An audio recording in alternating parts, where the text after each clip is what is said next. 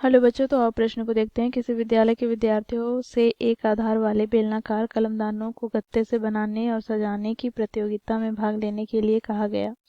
प्रत्येक कलमदान को 3 सेंटीमीटर त्रिज्या और 10.5 सेंटीमीटर ऊंचाई का होना था। विद्यालय को इसके लिए प्रतिभागियों को गत्ता देना था। यदि इसमें 35 प्रतिभागी थे तो विद्यालय को कितना गत्ता खरीदना पड़ा होगा, यह हमें याद करना है। तो दिए गए प्रश्न की मुख्य अवधारणा की बात करें तो बच्चों देखो, यहाँ पर कलमदान बेलनाकार का है। तो यहाँ पर हम देखेंगे बेलन का वक्र पृष्ठ क्षेत्रफल ज्ञात करने का सूत्र क्या होता है।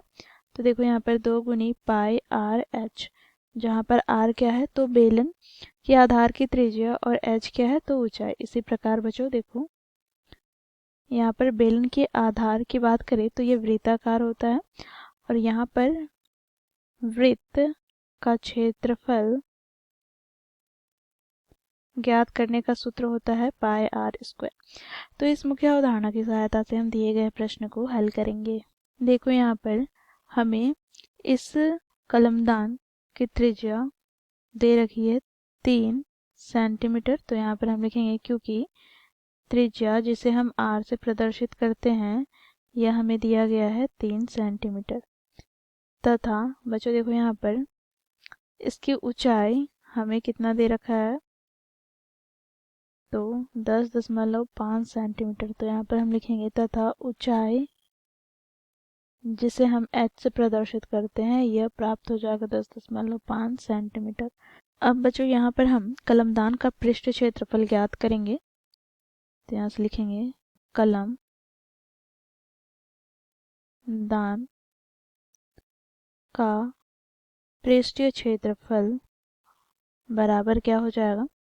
तो बच्चों देखो यहाँ पर बेलन का वक्र पृष्ठ क्षेत्रफल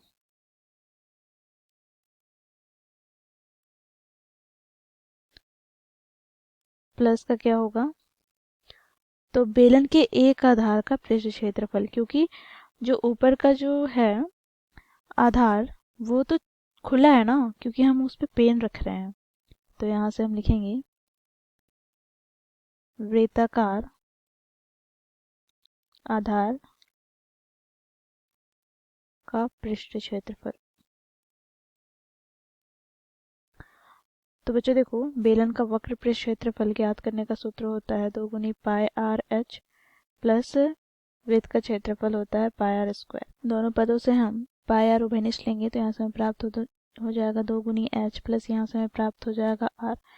बच्चों देखो यहाँ पर हमें, क्योंकि प्रश्न में हमें त्रिज्या दिया गया है 3 सेंटीमीटर और ऊंचाई दिया गया है क्या तो ऊंचाई h बराबर हमें दिया गया है 10.5 सेंटीमीटर। ठीक है, तो यहाँ से हमें प्राप्त हो जाएगा पाई का मान 22/7 गुना आर अर्थात 3 गुने यहाँ पर बच्चों देखो 2 गुनी 10.5 प्लस 3। तो यहाँ से हमें प्राप्त हो जाएगा क्या तो देखो यहाँ से 22/7 गुना 3 गुनी यहाँ से बच्चों देखो 10 दही 20 और प्लस 1 कितना हो जाएगा 21, 21 प्लस 3 कितना हो जाएगा 24। ठीक है, तो ये हो गया हमारा कलमदानी का पृष्ठ क्षेत्रफल 22/7 गुना 3 गुना 24 सेंटीमीटर स्क्वायर। अब यहाँ पर बच्चों देखो, क्योंकि प्रतिभागियों की संख्या कितनी थी 35, तो यहाँ पर हम लिखेंगे प्रतिभागियों के लिए गत्ते आवश्यक गत्ते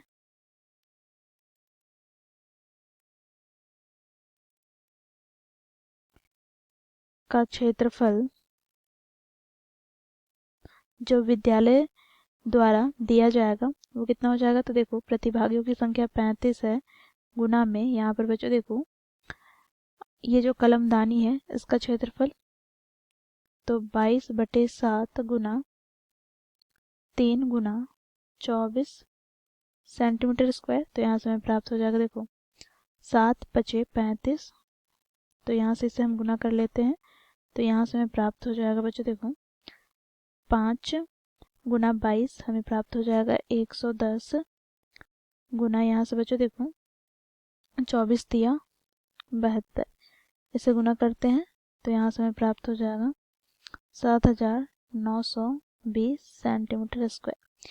तो इस प्रकार बच्चों हमें प्रतिभागियों के लिए आवश्यक गत्ते का क्षेत्रफल प्राप्त हो गया 7920 सेंटीमीटर स्क्वायर।